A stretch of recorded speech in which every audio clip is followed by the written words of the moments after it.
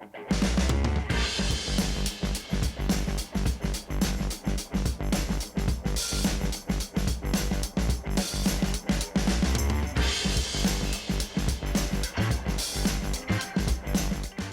tout le monde, bienvenue dans Starter pour parler du Grand Prix de Belgique sur le circuit de sport Francorchamps, ou simplement Francorchamps pour les puristes. 7 km et 4 mètres pour le toboggan des Ardennes dans une configuration que l'on connaît depuis 2007, avec 2 zones de DRS devant les stands et dans la ligne droite de Kemmel. C'est un circuit apprécié de tout le monde et qui de plus fête un anniversaire exceptionnel. Et oui, le circuit fête son centenaire et il fait partie des circuits les plus anciens en Europe encore en activité. Devant le circuit de Monza, du Nürburgring et même du circuit de la Sarthe qui est au Mans. Un centenaire bien fêté avec le Grand Prix de Formule 1 bien sûr. Il y a aussi eu les 24 heures de Spa qui nous ont fait une course incroyable vu que la victoire s'est jouée à 10 minutes de l'arrivée. Et aussi la venue du champion du monde des rails WRC à l'occasion du Rail d'Ypres. Un très beau rail et très ensoleillé.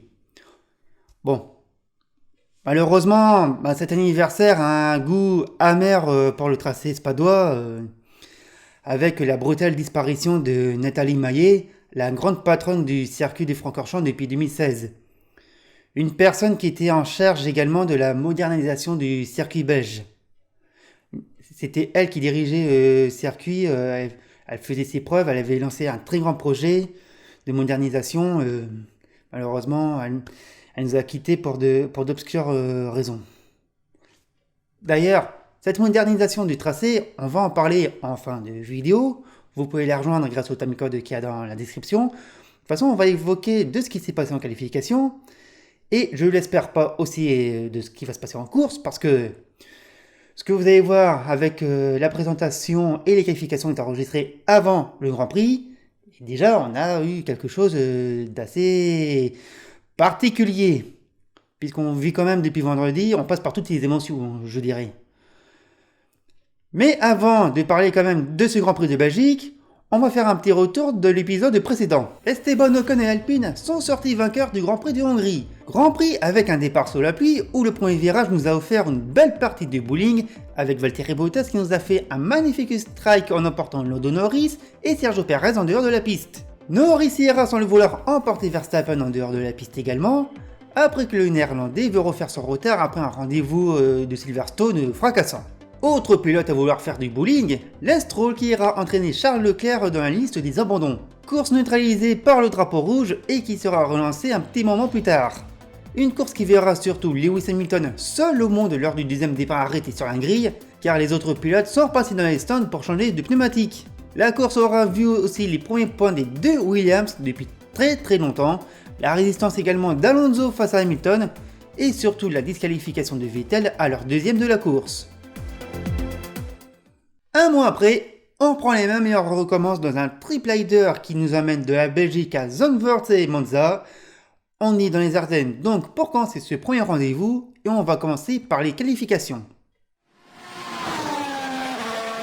Pour commencer, on va voir les résultats de la séance. La 9ème pole position de Max Verstappen en carrière devant un surprenant George Russell avec sa Williams qui retrouve la première ligne. Lewis Hamilton 3ème devant Daniel Ricciardo et Sebastian Vettel. Pierre Gasly 6ème devant Sergio Perez et Valtteri Bottas et Esteban Ocon. Lando Norris sans chrono finit le top 10. Derrière on retrouve Charles Leclerc devant Nicolas Latifi bien en forme. Les Espagnols Carlos Sainz et Fernando Alonso devancent Lance Stroll et Antonio Giovinazzi. Yuki Tsunoda très loin devant Mick Schumacher et Kimi Räikkönen. Nikita Mazepin en dernière position. La séance fut perturbée, comme depuis le début du week-end, par la pluie, mais là ce n'est pas une goutine, comme on dit là-bas, ou une pluie normale, ou comme on dit partout. Ah non, là c'est carrément une drage comme d'Achnor, hein. Deux pilotes se sont démarqués dans la qualification, et c'est bien simple, ça nous a fait plaisir de les voir au premier plan. Je veux parler de Lando Norris et de George Russell. Ces deux pilotes qui ont montré tout leur talent, avec des chronos et des jeux d'équilibristes très intéressants. Ils se sont très bien démarqués. D'ailleurs, on va commencer par Lando Norris, même si malheureusement on connaît la fin, mais quand même, il s'est cru sur piste sèche à certains moments, tellement qu'il prenait allègrement les vibreurs. Ah si, même ses attaques au bus stop. Eh, Lando, t'étais quand même sur piste humide, hein. Non, c'était génial à voir de la part de l'anglais de McLaren. Il s'est même posé comme un candidat sérieux à la pole position en prenant les meilleurs temps des deux sessions de la qualification. Et franchement, la pole position, allez, je vais être direct, il pouvait l'avoir. Ah oui, il pouvait vraiment faire une sacrée différence dans ces conditions. Il n'aurait pas eu ce gros coup de raquette de la montée de Rédillon. Bah, il faut expliquer que la pluie, une rage, encore une fois, est revenue entre la toute fin de la Q2 et le début de la Q3. On retrouvait les mêmes conditions avant le tout début de qualification, mais en pire. Norris est donc parti en aquaplaning malgré le fait d'avoir le pied dans la montée du Raidillon. Malheureusement, ça n'aura pas suffi et il est allé taper le mur de pneus. On a eu très peur pour lui, surtout en le voyant partir en toupie. Même Sébastien Vettel est venu s'arrêter à ses côtés pour savoir si tout allait bien. Et je peux vous dire que si Vettel n'aurait pas vu de geste de la part de Norris, je pense qu'il serait vraiment descendu de sa voiture et allait porter secours à l'anglais. Je pense qu'il l'aurait fait. Oh oui. D'ailleurs, Vettel était très remonté envers la direction de course qui n'a pas sorti le drapeau rouge dans la session. Ça, je vais en parler après, rassurez-vous, Michael Masi, tu vas prendre cher. Bon, le plus important dans l'histoire quand même, dans cet incident, c'est de voir que Lando Norris est sain et sauf, il marche, et surtout malgré un passage à l'hôpital et une bonne grosse frayeur, hein, il est autorisé à prendre le départ de la course. À quelle position, ça vous le verrez après sur la grille de départ, c'est encore flou. Il y a un autre pilote qui s'est démarqué, c'est George Russell, qui nous a encore bluffé avec sa Williams. Très bien placé dans les chronos de la Q1 et de la Q2. C'est le premier à avoir montré en tout début de qualification la voie à utiliser avec les pneus à terre, quand tout le monde utilisait les pneus pluie. Ah oui, il avait vraiment le meilleur temps provisoire pendant la séance. Eh bien, voici en première ligne. Et en plus, il aurait pu signer sa première pole position en carrière. C'est énorme de ce qu'il fait avec une voiture qui, je rappelle, est complètement capricieuse selon les conditions météorologiques. Et surtout de voir d'où revient Williams, hein. On le dit, on le répète, mais c'est vrai. D'ailleurs, je me demande ce qu'il aurait pu faire avec une Mercedes. Le plus important, c'est qu'il partira en première ligne devant Lewis Hamilton et Daniel Ricciardo. Ça, faut pas l'oublier parce que Ricciardo, il a retrouvé le sourire avec cette 4ème place sur la grille. Et j'espère que cette qualif va être un tournant pour lui, lui qui est carrément dans une très mauvaise passe depuis le début de l'année, c'est incroyable, il est en galère totale avec McLaren.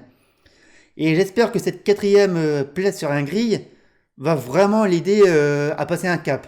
C'est ce que je demande vraiment pour lui. Enfin, moi je le demande, tout le monde le demande surtout. Voilà, on veut revoir Ricciardo, on veut retrouver cet Australien flamboyant que l'on connaît.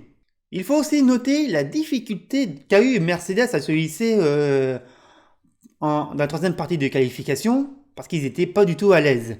Sur une piste humide, changeante, ça va être vraiment intéressant pour le Grand Prix qui, selon les prévisions, doit se dérouler sous la pluie. D'ailleurs, pendant que j'enregistre, c'est la 3ème course de Formule 3, je peux vous le dire, hein, je l'ai là en direct. C'est encore humide, hein. Ça m'étonnerait qu'on ait une piste sèche toutes les journées. Ça m'étonnerait. Et avant de vous proposer la grille de départ, alors je vous rappelle qu'après leur partie de bowling hongroise, Valtteri Bottas, futur pilote Alfa Romeo, et Lance Stroll, futur pilote Aston Martin, se sont pris 5 places de pénalité sur cette grille spadoise. Quant à Lando Norris, bien sûr, cela dépend des dégâts de sa voiture, donc des pénalités peuvent suivre. La grille de départ, donc la voici, on se retrouve juste après pour la course.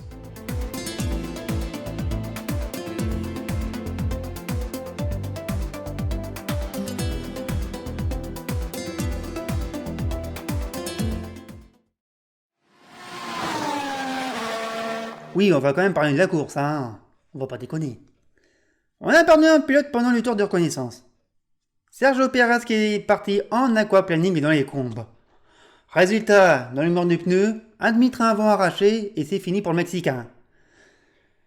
Dommage, parce que ça me rappelle que vous s'en souvenirez aussi, que l'année dernière on avait l'exploit des mécaniques de Red Bull qui avaient réussi à réparer la voiture de Verstappen après un événement pareil, un peu moins dramatique. Bon, là c'est foutu, impossible de refaire le même exploit. Sauf que Sergio Pérez va pouvoir prendre le départ du Grand Prix malgré tout. Mais comment c'est possible? Eh bien, tout simplement parce que la météo est carrément capricieuse. Les chances de pluie sont à 100% et pour une fois, c'est du concret. Il pleut. Le départ sera même reporté. Plusieurs fois. On aura quoi? 2 tours derrière la safety car avant une très longue attente après un premier drapeau rouge. 2 tours derrière la Mercedes de Melander. Alors du coup, Red Bull a pu trouver le temps de réparer la voiture de Pérez. Ils ont quand même demandé à la FIA si, malgré tout, le Mexicain pouvait revenir en course. Après consultation, oui, il peut revenir. Par contre, à la queue comme tout le monde.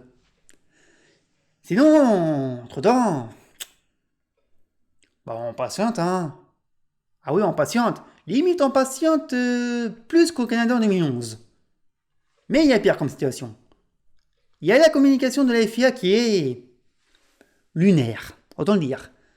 Ah ouais, entre le chrono de course qui a démarré, l'arrêt pour force majeure, la course qui doit aller malgré tout au bout des 3 heures, même si ça ne roule pas, un arrêt possible de tout ça à 18 heures, la possibilité de rouler après 18 heures, la gestion de la FIA, franchement, dans cette course, c'était unique. Ah non, franchement, elle a fait de ce qu'elle a voulu de son règlement.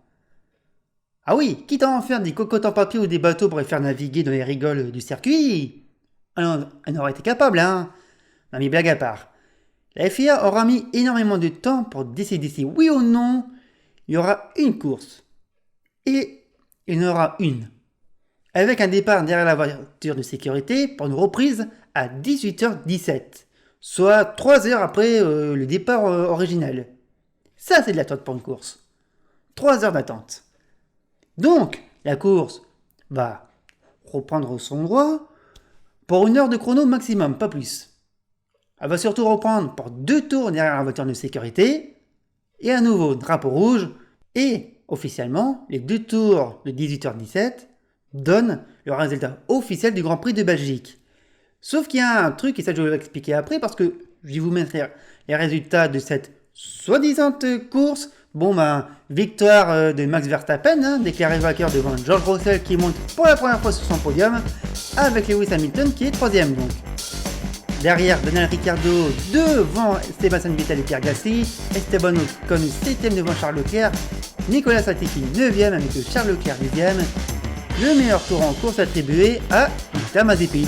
C'est pas une blague. Honnêtement, je sais pas quel bilan tirer de cette course. À part peut-être que la FIA a essayé de lancer une course malgré tout, hein. Je dis essayer parce que je me demande vraiment si elle a essayé pour de vrai, hein. Elle n'a même pas suivi à la lettre son propre règlement en insistant qu'il y avait un cas de force majeure. Ah bah c'est sûr, des prévisions météorologiques, hein. C'est compliqué. Mais le plus ridicule, c'est que ils ont donc fait 2 tours derrière la voiture de sécurité, ils ont sorti le drapeau rouge, et ils ont dit que la course ne repartirait pas. Sauf qu'officiellement, vous irez voir les résultats sur la page de la Formule 1 de la FIA, même de 7 et F1, parce que ça va être repris dessus. Officiellement, la course ne compte qu'un seul tour.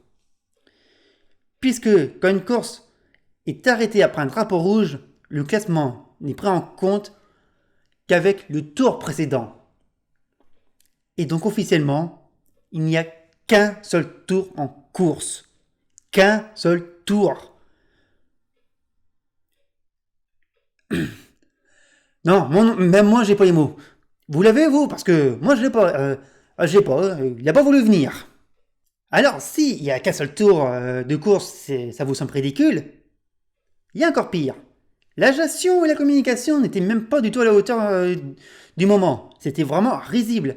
Parce que si on a espéré quand même une reprise après 18 heures, Ah bah je peux vous dire que Michael Masi savait très bien que les conditions de météo n'auraient jamais évolué.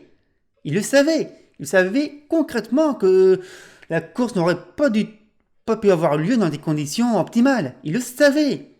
Sauf que il ne pouvait pas interrompre la course officiellement comme ça. Il ne pouvait pas l'annuler, ni lui, ni la FIA, et encore moins la F1.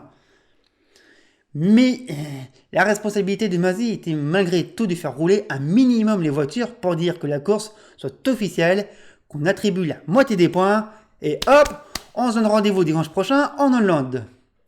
C'était risible, ridicule, honteux. On aurait dû arrêter ce simulacre de course depuis bien longtemps. On n'aurait même pas dû attribuer les points. Un tour de Grand Prix, on attribue quoi? La moitié des points? Mais non, ça sert à rien. Parce que là, sportivement, c'est gratuit. Ah bah, je dirais même que virtuellement, on réduit l'écart entre Hamilton et Verstappen, entre Mercedes et Red Bull. Et puis surtout, vous le verrez dans le classement, il y en a qui tirent leur épingle du jeu, bah c'est Williams. Ah oui, parce que les Williams sont dans les points. Et je peux vous dire que chez Alfa Romeo, on doit bien faire la tronche. Ah ouais. Non, sérieusement, y a rien. Je sais pas quoi vous dire de ce Grand Prix, enfin de ce non-Grand Prix. Voilà, c'est un non-Grand Prix de Belgique. Et je m'excuse auprès de vous qui me suivez ou qui regardez la vidéo. Sincèrement, je m'en excuse. Il n'y a rien à dire de ce Grand Prix. Pour vous dire, j'ai même pas envie de faire le bilan des équipes. Il n'y a, y a rien à dire, il n'y a rien à dire sur leur course parce qu'il n'y a pas eu de course. La seule chose que je peux vous proposer, c'est passer au classement des équipes, le coup de gueule sur le raidillon, et puis voilà. On va les refaire. La seule chose que je peux vous proposer, c'est le classement des équipes. Ah, bien. La seule chose que je peux vous proposer, c'est le classement pilotes et constructeurs. Mon avis sur les événements passés pendant le week-end, et puis c'est tout. Voilà. Je peux pas faire plus. J'en suis désolé, hein, je vous présente mes excuses. Mais que voulez-vous? On peut rien faire, hein. À part plus se chier sur la FIA, on peut rien faire. Mais bon, on va se contenter de ça, puis ça sera très bien.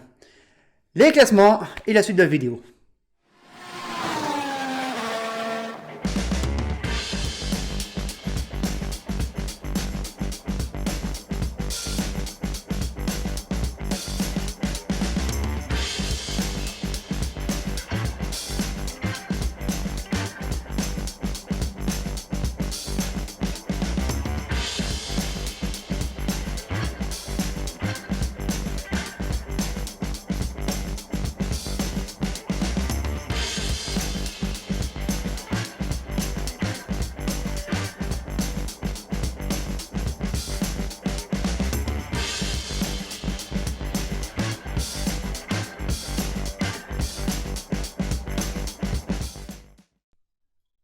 On va évoquer les événements qui noircissent le bilan de ce week-end.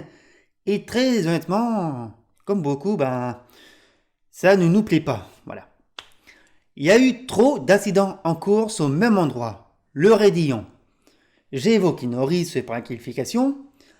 Il faut savoir aussi qu'il y a eu 6 voitures pendant les essais de la W Series le vendredi.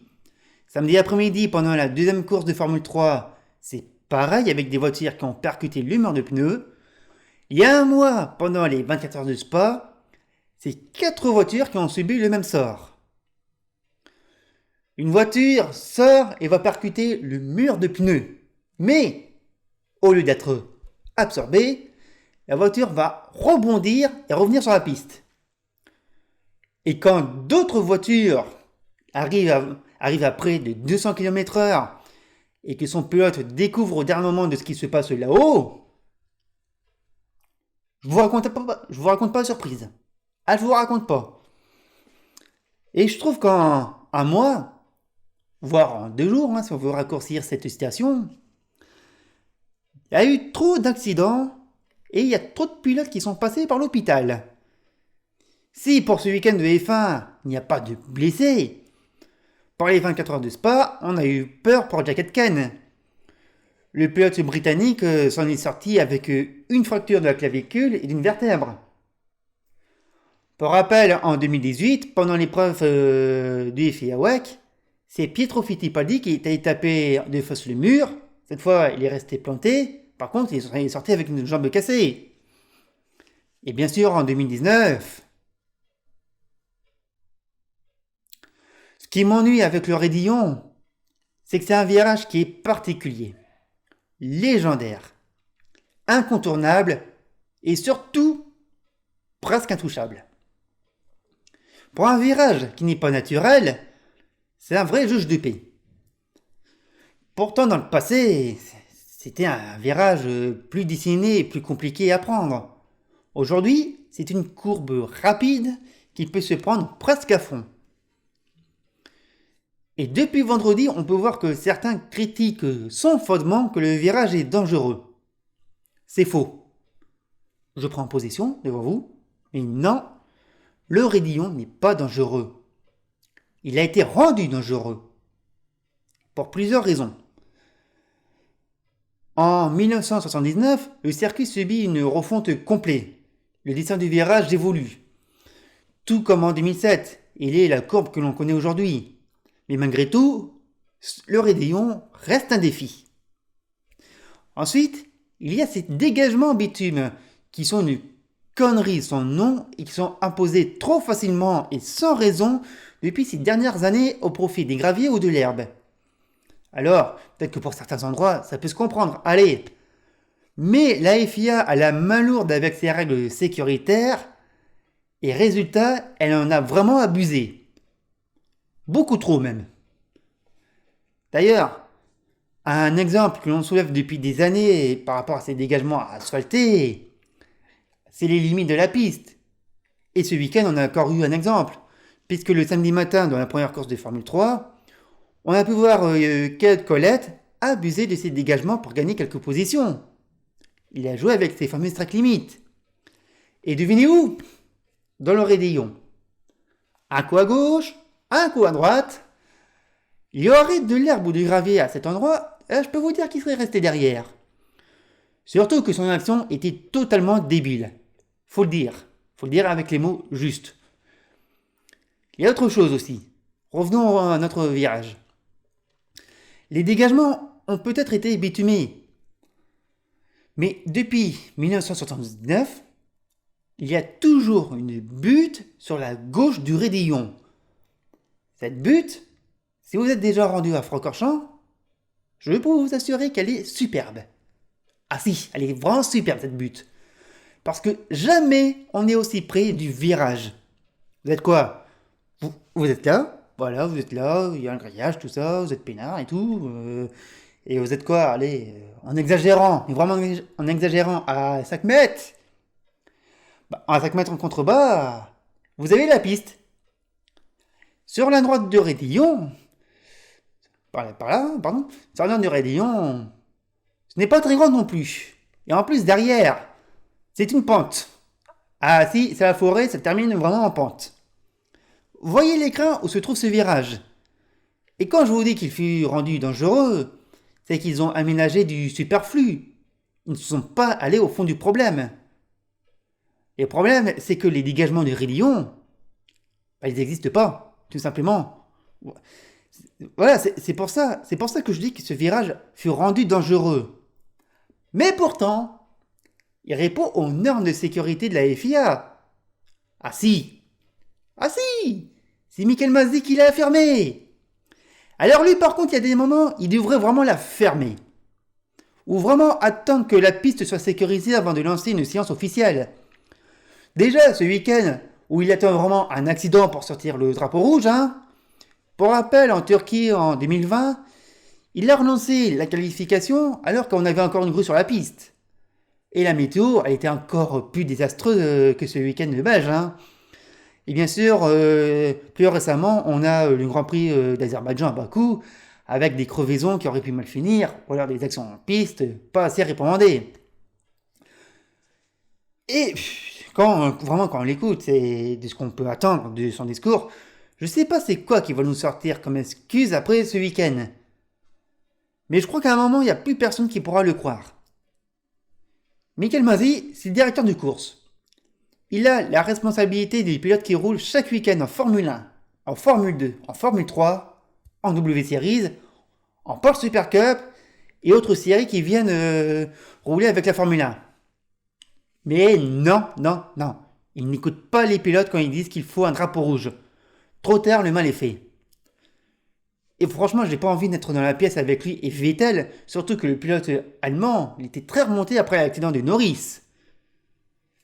Et franchement, quand on voit ce qui se passe depuis plusieurs courses, je pensais que la FIA avait retenu les leçons de 2019. Bah la réponse est non, hein, clairement.